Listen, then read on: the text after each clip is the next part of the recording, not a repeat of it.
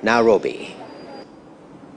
Now, today's budget may pass as one of the biggest tests for President Uhuru Kenyatta's legacy as he prepares to leave office in just about 4 months.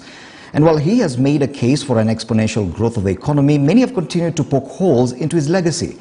A staggering 8 trillion shilling debt burden and high cost of living have mainly marked President Kenyatta's legacy. Here's KTN's Emmanuel Toh with a look at his legacy in terms of the economy. We will create 1 million Kenyans out of poverty. This was during Jubilee administration's 1.77 trillion shilling inaugural budget as delivered by the then CS Treasury Henry Rotich. The government then, full of optimism, had set out on an ambitious project to create millions of jobs and, simply put, change the lives of Kenyans for the better.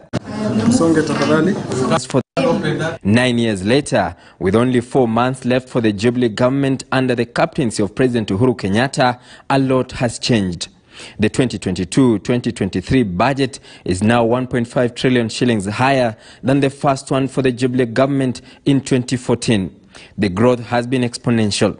And I'm confident that we are presenting a budget that's reflective of the current reality, that will also portend hope for the country.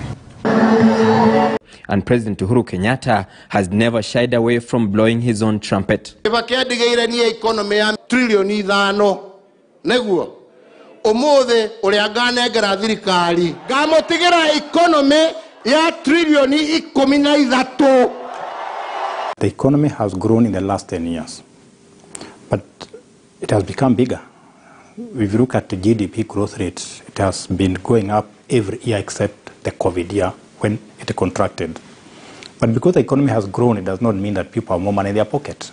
The first term of the Jubilee administration, analysts have argued, was focused more on finishing on retired President Mwai Kibaki's legacy projects. Kibaki was heavy on infrastructure. However, on the second term, President Kenyatta embarked on a journey to secure his own legacy. He did this by focusing on the Big Four agenda of food security, affordable housing, universal health care, manufacturing and job creation. The Big Four will create jobs which will enable our people to meet their basic needs. Jobs will transform the lives of our people.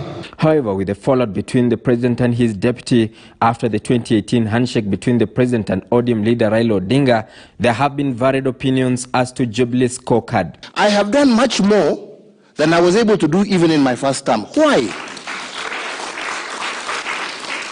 Because I have been able to focus myself, working in conjunction with my colleagues. Program yetu haikufaulu kwa sababu ule mtu wa kitendawili alitutembelea na akalete kisirani.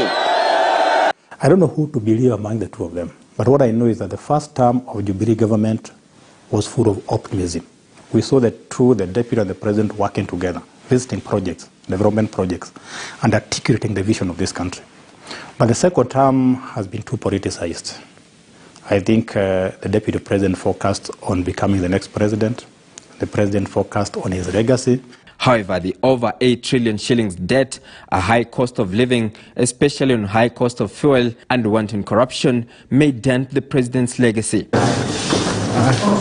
With the president left with about 120 days to go, the jury is still out for the president as he plans to take a bow after the August 9 general election. Emmanuel Toh, KTN News, Nairobi. You're still watching KTN Prime, and we're just about to take a break. Even as we focus on Treasury CS Uhuru Kenyatta's pronouncements on the budget policy highlights. After this break, Philip Mwema, tax analyst, will be helping us unpack some of the highlights of this budget.